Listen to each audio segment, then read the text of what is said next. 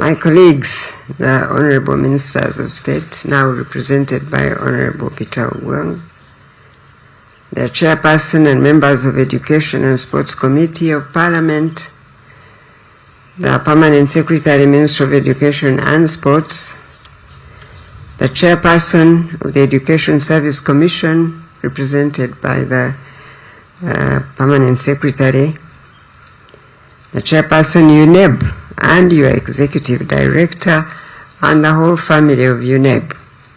Distinguished ladies and gentlemen, good afternoon to you all. We congregate here this afternoon, yet again, in recognition of the milestone attained by the 140,080 learners who sat for the Uganda Advanced Certificate of Education examinations from the 11th of November 2024 to the 6th December 2024. As you all may know, today's release of results marks the third and last set of end-of-cycle results that UNEB diligently administers annually. On behalf of the government, I want to appreciate UNEB for this work that they do, more so in 2024, when we had to administer the Pioneer UCE examinations under the revised lower secondary curriculum, as well as winding up on the end-of-cycle examinations for UCE under the old curriculum, and then PRE also. In my mother tongue, there is a saying that in Runyankore it says, Otamkweitse atmuikarle tugende, meaning that the spectator in a wrestling match always tells the wrestler, please put down this man or woman, your opponent, quickly, so that we can go and attend to other issues. Well, UNEB is like that wrestler who is always told by spectators to do the job quickly so that we can go and attend to other things. But it is not as easy and simple as it appears from the outside. We appreciate UNEB for the diligent efforts put in to ensure that each year candidates and their parents receive the end-of-cycle results in time, all the time. Yes, and they deserve a real clap, people. Mr. Odonga had to actually ask for it. What's up? Clap for UNEB, people. Therefore, the work done in seeing that nearly 1.3 million learners who sat their PRE, UCE, and now UACE examinations in the year 2024 have their results released on time for proper planning by their families and us as a government is always a milestone that we should not take for granted. As you heard from Mr. Odongo's statement, the end-of-cycle examinations across all levels, that is PRE, UCE, and UACE, combined for the year 2024, saw a 7.1% increase in total candidature. Whereas 2024 UACE examination results alone had a 28% increase in candidature. As UNEB often does for all of us, these end-of-cycle results provide a quick reflection of the health of the basic and secondary education system in our country. Therefore, it is important that the various levels of government, as well as the education system, and other stakeholders in the education sector, interest themselves whenever these end-of-cycle results are being released. When we allow ourselves to see the release of these results as another annual routine, we miss a salient message that is being communicated to us about not only the performance of our children, but the health of the education system too. For example, there is need to take interest in what has led to the significant increase of the 28% in Uace candidature for year 2024 compared with previous years. As I have often said, good things do not just happen. Good works always bring forth good fruit. It is only a matter of time. The fact that we may not be able to explain right away why we are seeing good results today does not mean that the good results just come about by a stroke of chance. Often, there is intentional work that has been done by government over the years in the background. However, such good works take time to bear fruit, and by the time the fruit comes, people have even forgotten what was done way back, therefore failing to associate what was done then with the good results they see now. So it is important that this nearly 30% increment in the 2024 Uace candidature is scientifically and logically explained to enable the government to know the good efforts that need to be made better, while at the same time doing away with investments that are of little to no value in secondary education. Relatedly, I have taken note of the observation that the learners amongst the 2024 Uace cohort who studied sciences and mathematics continue to increase year in, year out. This is a desirable trend, as you heard Mr. Dong say. That is good for a science-driven socio-economic transformation as a country. Evidence points to the fact that learners get interested in science, technology, engineering, and mathematics education because, in quotes, it is often engaging and project-based, allowing them to tackle real-world problems, fostering critical thinking and developing skills valuable for future careers and innovations. Our children now know and are quite involved. So that's why we see this trend that is coming up and continuing. Nonetheless, we still recognize that there is still room for improvement in learner performance, in sciences and mathematics. Best practices in STEM education point us to the fact that the way sciences and mathematics are taught needs to change.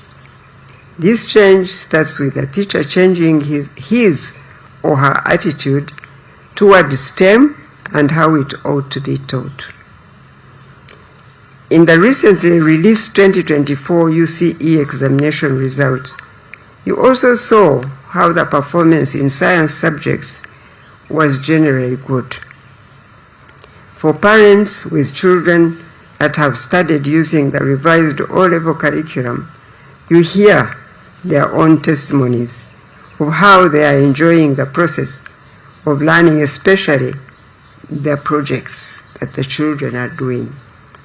This is exactly what learning should be, an enjoyable experience both for the learners themselves and even their parents, the parents that are involved in their learners' learning. As I mentioned earlier, good things do not just happen. There must be intentionality in effort. As a government, we are now making strategic investments in reviewing the secondary education curricula to be competence-based, project-based, and learner-centered for the learning process not only to become meaningful, but enjoyable for both the learners and teachers. So, I call upon the teachers and parents to support your children as they navigate learning using the revised lower secondary curriculum and now the A-level curriculum that has been adapted to utilize similar teaching and learning methodologies as those of the O-level curriculum. The A-level curriculum has been aligned to the lower secondary curriculum by making it competence-based and learner-centered. In making it competence-based, the emphasis of learning is not only on acquisition of knowledge, but translating this knowledge into desirable skills, values, and attitudes. This alignment of the A-level curriculum is intended to make the methods of learning interactive, while emphasizing problem solving, critical thinking, creativity, and innovation as demonstrated in the way learners solve the challenges they encounter in their day-to-day life. It is therefore my hope that the learners who have progressed to Senior 5 will have a smooth encounter with the A-level curriculum in terms of the learning methodologies now used. Our hope is that the reconfiguration of the secondary education curricula at both O and A levels into competence-based and learner-centered shall be that small flywheel, that gives momentum to move these big mass core interests in learning uptake of STEM education. For us as a government to sustain the milestones and successes that come with reconfiguring the O and A level curriculum into competence-based, project-based, and learner-centered, the higher education institutions must now, as a matter of necessity and urgency, review their respective curricula for initial teacher education and training. So that's the trend we are taking. I'm sure you understand that we are moving from here to also higher education at the university level. The mismatch where universities continue to graduate teachers who cannot utilize competence-based and learner-centered curricula is undesirable. Therefore, for this mismatch to be cured in the universities and higher education institutions, the academic staff who train the teachers must also realign their learning delivery methods to become competence-based and learner-centered. You have heard the Executive Director of UNEP say that the 2024 Uace examination revealed that learners struggled with relating the concepts they are learning in sciences with what happens in the students' everyday life. This problem was not only observed in the science subjects, but also the humanities, such as economics and entrepreneurship. These shortcomings that UNEP has ably pointed out are exactly what the government is attempting to cure by embarking on reforms in the teaching profession and curricula for secondary education. In other words, curricular reforms that the Ministry of Education and Sports introduced at O level in 2020 have a direct effect on the curricula used in higher education to train students pursuing a career in the teaching profession in Uganda. As a ministry responsible for higher education, we are going to coordinate our efforts to ensure that we put in place the necessary policy environment to enable the training across higher education subsector become harmonized with curricular and teaching reforms introduced in basic and secondary education levels. Therefore, I call upon the higher education subsector to take keen interest in the process of reviewing the A-level curriculum over the course of the next 4 years, as has been provided for by Cabinet. In addition, as a pioneer cohort of the revised O-level curriculum prepares to join higher education within the next 3 years, it is imperative that the institutions at this level will have made the necessary adjustments to accommodate learners who have gotten used to a different way of learning that is competence-based and learner-centered. I also want to reassure the country that the government has put in place blocks in the foundation for ensuring that there is adequate capacity to absorb learners willing to pursue higher education at university level. First and foremost, the government policy of liberalization of education service provision has seen 48 private universities, as you all know, established across the country by the private sector. Secondly, the government has been establishing a public university in each region around the country in a phased manner as resources become available. As of today, 10 public universities are already operational.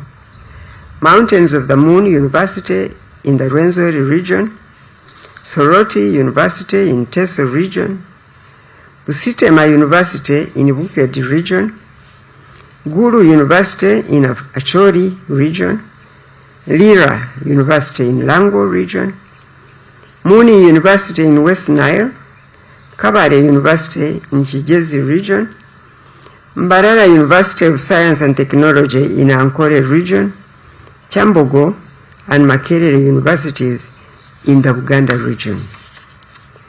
A public university for Busoga region is in advanced stages of establishment.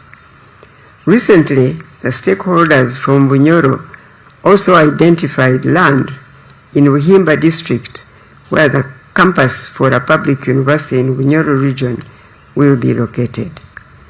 And the government has allocated Uganda shillings 15 billion to commence construction this financial year for Bunyoro University.